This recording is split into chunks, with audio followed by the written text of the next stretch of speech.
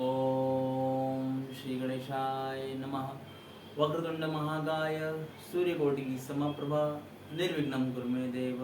सर्वकार्येषु सर्वदा सर्वकार्येषु सर्वदा सर्वकार्येषु सर्वदा। ओम कर्पूर गौरम करुणावतारम संसार सारम भुजगेन्द्रहारम सदा वसन्तं हृदयारविन्दे भवं भवानी सहितं नमामि। भवं भवानी सहितं नमामि। भवं भवानी सहितं नमामि। सर्वमंगलमांगल्ये शिवे सर्वादि साधिके शरण्ये त्र्यंबके गौरी नारायणी नमोस्तुते नारायणी नमोस्तुते नारायणी नमोस्तुते। ओम उग्रं वीरं महाविष्णुं ज्वलन्तो सर्वतोमुखं नरसिंहं भीष्णं भद्रं मृत्युर्मृत्युं नमाम्यहं मृत्युर्मृत्युं नमाम्यहं मृत्युर्मृत्युं नमाम्यहम्। ओम देवराज सेवमान पावनांगी पंकजं व्यालयज्ञसूतेमिन्दुशेखरं कृपाकरं नारदादि योगी वृन्दवन्दितं दिगंबरं काशिकापुरादिनाथ कालभैरवं भजे काशिकापुरादिनाथ कालभैरवं भजे काशिकापुरादिनाथ कालभैरवं भजे। ओम हरि ओम तत्सत्। श्री गुरुदेव दत्त अलख दातार निरंजन। ओम गोरक्षजालंधर षट्पटाक्ष्यः अड़वंगकानीष्वमच्छिन्दराध्यः चौरांगी देवाण भरती संज्ञा भूम्या भूर्नवनाथ सिद्धः। ओम अलख दातार निरंजन। तो आइए आप सभी माता प्रेमी भक्तों का श्री शिव नरसिम्हा दाता दरबार ट्रस्ट की तरफ से आयोजित श्री बावन शक्तिपीठ की कथाओं में आप सबका बहुत बहुत हार्दिक अभिनंदन स्वागत करते हैं। आज हम भाग 16 की तरफ पहुंचते हैं और आज जो हम श्रवण करने वाले हैं माता कामरूपी कामाख्या के बारे में, जो आप सब जानते होंगे। माता कामाख्या सबसे बड़ी तंत्र अघोरी की देवी मानी जाती है। आपका स्थान गुवाहाटी आसाम में है, भारतवर्ष में है। और यहाँ पे माता सती का योनि गिरा था, इसलिए यहाँ पे योनि की पूजा होती है। आप कभी कामाख्या धाम जाएंगे तो वहाँ पे अभी तो दर्शन देना दुर्लभ है, क्योंकि अब वहाँ पे सोने का कलश रखा हुआ है। वरना पहले के अनादिकाल में वहाँ पे माता की योनि के दर्शन लोग कर पाते थे। अब वहाँ पे सोने का कलश रखा हुआ है।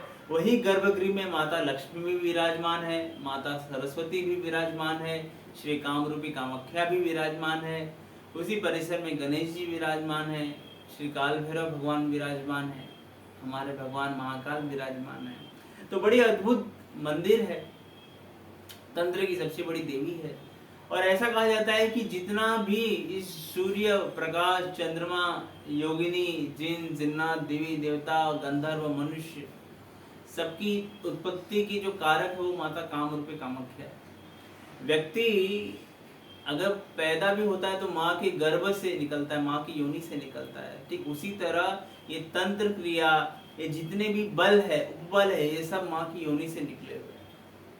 तो इसके लिए यहाँ पे बड़ा अद्भुत महात्म्य है, क्योंकि पूरी जगत की रचना माताओं के गर्भ से हुई है, योनि से हुई है, इसलिए यहाँ पे बहुत बड़ा शक्तिपीठ है। और ऐसा कहा जाता है कि यही 52 शक्तिपीठ में सर्व उच्च कोटि के सर्वोत्तम शक्तिपीठ है, जहाँ पे माता स्वयं योनि रूप में विराजमान है। माँ के गर्भगृह से 24 घंटा एक दिव्य जल निकलता है, मीठा जल निकलता है, जिसे भक्तगण पीते हैं। और साल में एक बार माता कामाख्या रजस्वला हो जाती है, जैसा महिलाओं को होता है। तो 3 दिन के लिए माँ का पट बंद हो जाता है, माँ की गर्भगृह में जाने की इजाजत परमिशन नहीं रहती है। उसे अंबुमाची मेला कहा जाता है। और ऐसा कहा जाता है माँ की योनि से हलाहल रक्त निकलता है और पूरा ब्रह्मपुत्र नदी लाल हो जाता है, और वही रक्त लोग पीते हैं, तो इससे तंत्र क्रिया सिद्ध हो जाती है। अच्छा, वही रक्त जो माँ के गर्भस्थान पे रह गए वही सिंदूर बन जाते हैं। जो आप कामाख्या में सिंदूर लेते हैं ना, वास्तविक जो सिंदूर है वो माँ के योनि से निकलता है, जिससे कोई भी क्रिया की जा सकती है, जैसे उच्चाटन, मारण, वशीकरण, कुछ भी किया जा सकता है, ऐसी ताकत है उसके अंदर। तो मिलना तो बड़ा दुर्लभ होता है। दूसरा, माँ के गर्भगृह को, माँ की योनि को, माँ की विग्रह को, मूर्ति को अंबुमाची मेला के तहत एक सफेद कपड़े से ढक दिया जाता है। जैसे ही वो सफेद कपड़ा निकाला जाता है, वो पूरा सफेद कपड़ा अपने आप लाल हो जाता है। देखिए ये माँ की महत्वता। माँ इस कलयुग में भी दिखा रही है कि माँ अमर है। वास्तव में जैसे कलयुग के राजा महाराजा हमारे श्री हनुमान जी महाराज है, हमारे खाटू श्याम सरकार है, तो वैसे कलयुग की महारानी हमारे कामरूपी कामाख्या और माता वैष्णो रानी, वैष्णो देवी है। आज भी आप उनके यहाँ चमत्कार देख सकते हैं, एक से एक चमत्कार होते हैं। आप रात को अगर माँ के दरबार में जाएंगे, हजारों तोते, कबूतर, चिड़िया माँ की परिक्रमा करते हैं। माँ के गर्भ के ऊपर आप देखेंगे तो परिक्रमा कर रहे होते। और ऐसा कहा जाता है कि जिन दुष्टों ने माँ के या माँ के भक्तों का उपहास किया है, तो माता रानी उन्हें चूड़िया बना के, कौवा बना के, पोपट बना के हवा में उड़ाते देती है। इसीलिए जब भी आप कामाख्या जाए तो बड़े प्रेम पूर्वक जाए, बड़े अदब एहतराम से जाए। और वहाँ पे आज भी बलि प्रथा है, माता को अलग तरह के व्यंजन दिए जाते हैं, माँ प्रसन्न हो जाती है, वहाँ पे हवन होता है। जितने भी बड़े बड़े नेता हैं, उद्योगपति है, सब माँ के दरबार में जाते हैं, जाना ही पड़ता है। देखिए जिसके ऊपर माता कामाख्या का आशीर्वाद हो ना, उसके ऊपर दुनिया का कोई तंत्र मंत्र यंत्र काम नहीं करता, कोई उसके ऊपर बद्दुआ काम नहीं करती। क्यों? क्योंकि जिसकी रक्षा खुद कामाख्या करे, उसका कौन बाल बांका करे। तो ये माता कामाख्या है। जैसे मोदी जी हमारे साहब हर साल योगी जी जाते, क्यों? क्योंकि आज भी माता इन पे कृपा बरसा रही है, और माता तो सब पे भक्त पे कृपा बरसा रही है। परंतु हर सनातनियों को जाना, हर हिंदुओं को माँ के दरबार में जाना चाहिए। जब ये जियो कंपनी लॉन्च करने में मुकेश अंबानी जी को बड़ी समस्या हो रही थी, बड़ी परेशानी आ रही थी, तो उन्होंने मन्नत मांगा था माँ के दरबार में कि हे माँ, जिस दिन ये जियो कंपनी हमारी चालू होगी, खुल जाएगी, उस दिन हम आपको सोने का कलश चढ़ाएंगे। तो आप आज भी जाके देखेंगे माँ की योनि के ऊपर सोने का कलश है, और माँ की गुंबद के ऊपर भी सोने का कलश है। तो ऐसी दिव्य शक्तियां माता कामाख्या के पास है, विराजमान है। और आप आश्चर्यपूर्ण होंगे कि सुबह के जितने भी पुजारी है सब अलग है, और रात के सारे पुजारी सेवा करने वाले अलग है। तो माँ की सेवा जो करते हैं वो खुद बहुत बड़े अघोरी, जो रात्रि में सेवा में वो खुद बहुत बड़े अघोरी होते हैं, जो माता से स्वयं बात करते हैं। तो माता कामाख्या ऐसी भक्ति प्रदायिनी देवी है, ऐसी शक्ति प्रदायिनी देवी है। रूप मंजरी कहा जाता है माता को, क्योंकि माता कब किस रूप में अपने साधक को दर्शन देते पता नहीं चलेगा। माता कभी बाल स्वरूप में दर्शन देती है, तो कभी उग्र स्वरूप में दर्शन देती है, कभी एकदम 16 श्रृंगार जैसी दुल्हन के रूप में दर्शन देती है, तो कभी वही खून से लेटपटी हुई एक अद्भुत अलग रूप में दर्शन देती है। तो साधक के ऊपर निर्भर है कि साधक किस तरह से माँ की पूजा करता है। अगर माँ की पूजा करनी है, वैसे तो वेद शास्त्र में बहुत कुछ कहा गया है, बहुत सारे वैदिक मंत्र है, साबरी मंत्र है, अघोरी मंत्र है माँ को सिद्ध करने के लिए। परंतु कामाख्या माँ को सिद्ध करना कोई तोता मैना पालने जैसा नहीं है, बहुत मुश्किल काम है। क्योंकि ये ऐसी उग्र देवी है, मसान की देवी है, जिनको नवाजती है उनको घर, संसार, धन, वैभव, आसमान सब कुछ दे देती है। और जिन्हें बर्बाद करती है तो ना घर का रखती है ना घाट का रखती है ना। तो कृपया करके माँ के दरबार में बड़े अदब से जाइए। कुछ लोग मुझे कह रहे थे कि हमारे पर ये तंत्र क्रिया है, हमारे पर वो तंत्र क्रिया होती रहती है, हमारे इतने दुश्मन है, हमारे उतने शत्रु है। अरे भैया सब छोड़िए, माँ की शरण में जाइए। देखिए जिसकी रक्षा माँ करे उसका कौन बाल बांका करे। माँ की ताकत किसी का चलता है। तो आप माँ की सेवा कीजिए।